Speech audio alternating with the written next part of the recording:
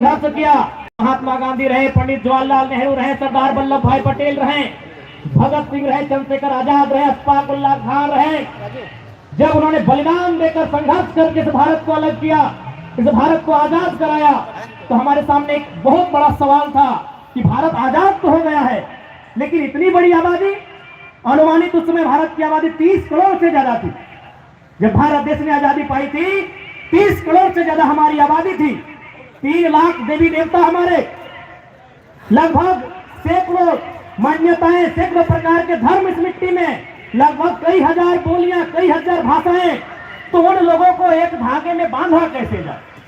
आजाद तो हम हो चुके हैं, लेकिन इस आजादी का असल अर्थ तभी होगा जब सभी लोग एक सूत्र में बंधेंगे। तब इस देश के विद्वानों ने, इस देश के महापुरुषों ने संविधान बनाने का निर्णय लिया और उसी संविधान को आज के दिन स्थापित किया गया। तब से हम लोग गणतंत्र दिवस मनाते आए हैं। यानी अगर सरल भाषा में समझा जाए तो देश को चलाने के लिए एक नियम, देश को चलाने के लिए एक नियम, जैसे आप अभी देखिए इस लाइन में आप बैठे हैं, बहन लोग अलग पंक्ति में बैठी हैं, भाई लोग अलग पंक्ति में बैठे हैं। क्या है? नियम है। हम देखिए अभी आधे घंटे का कार्यक्रम को चला रहे हैं, एक नियम से चला रहे हैं। ऐसा नहीं है एक भाई बैठा है, उसके बगल में बहन बैठी है, ऐसा नहीं है। बहन अलग बैठी है, भाई अलग बैठे हैं। क्या? ये नियम है। यानी हम 1 घंटा के कार्यक्रम को संचालन कर रहे हैं, हमें नियम की जरूरत है। तो 30 करोड़ की जनसंख्या का संचालन करना था, हमें नियम की जरूरत थी। उसी नियम को संविधान कहते हैं, और संविधान जिस दिन लागू हुआ उसे गणतंत्र दिवस कहते हैं। अब गणतंत्र हमें मिला क्या? गणतंत्र हमें क्या मिला? तो उसके नाम में ही है। जैसे झारखंड, झार और खंड, जंगल की धरती झारखंड, तो गणतंत्र में छुपा है कि गणतंत्र का मतलब क्या है? गण मतलब क्या? आप, हम, सब। गण मतलब लोग, और तंत्र यानी ताकत। इससे पहले ताकत कहां होती थी? राजाओं की तलवार में। जो राजा के खिलाफ गया, मंत्री इसकी जबान काट लिया, इसका गला काट लिया जाए। ताकत कहां होती थी? तलवार में। अंग्रेजों के काल में ताकत कहां थी? अंग्रेजों की तोप में। जो उनके खिलाफ गया, इसे बांध दो, तोप से गोले से उड़ा दो। लेकिन जब भारत स्वतंत्र हुआ और गणतंत्र की स्थापना हुई, तो ताकत कहां मिले? हमारी मुट्ठी में। एक आम जनता की मुट्ठी में जिस जहां ताकत होती है, एक आम जनता की मुट्ठी में जहां ताकत होती है, उसे ही गणतंत्र भारत कहते हैं। आज ताकत कहां है? हमारी कलम में। आज ताकत कहां है? हमारी संगोली की वोट में। आज ताकत कहां है? जनता के हाथ में निहित है। यही गणतंत्र का असर है।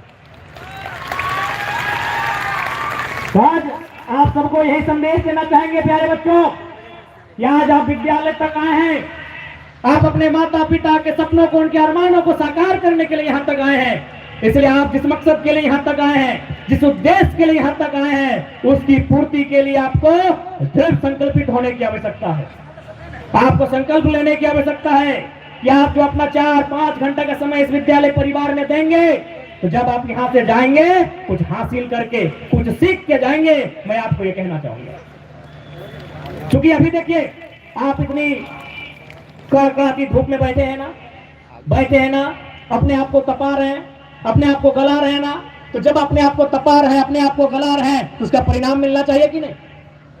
प्यारे बच्चों, हम एक बात, जब हम एमए के छात्र थे, हमारे प्रोफेसर कहते थे कि तुम जिस काम को करो, जिस काम में तुम 4 घंटा 5 घंटा का समय लगाओ, वहां रिजल्ट आना चाहिए। यदि इसी भीड़ में किसी बहन को लगता है कि नहीं हमें पढ़ाई के अलावा हमें दौड़ना चाहिए, तो हम कहेंगे 4 घंटा दौड़ो, लेकिन पीटी उषा बन के निकलो।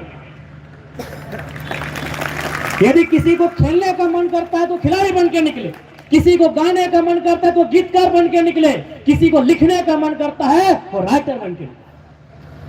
मेरे कहने का मतलब है, आप अपने जीवन का सबसे बहुमूल्य समय इस विद्यालय में 4 घंटा से 6 घंटा देते हैं, तो उसका रिजल्ट आना चाहिए। भैया हम नहीं कह रहे कि आप पढ़ो, आपको दौड़ने का मन है 4 घंटा दौड़ो, लेकिन इस राज्य का नंबर 1 धावक बन के सामने आना। ठीक है प्यारे बच्चे, आपको पुनः गणतंत्र दिवस की शुभकामनाएं। विद्यालय परिवार का आभार, जिन्होंने आज इस कार्यक्रम में हमें बतौर मुख्य अतिथि आमंत्रित किया, इसके लिए आपका आभार। पुनः जो अभिभावक गण आए हैं, मीडिया के बंधु आए हैं, कुछ सुरक्षा कर्मी आए हैं, आप सभी को गणतंत्र दिवस की हार्दिक हार्दिक असंख्य शुभकामनाएं। जय हिंद, जय भारत, जोहार झारखंड।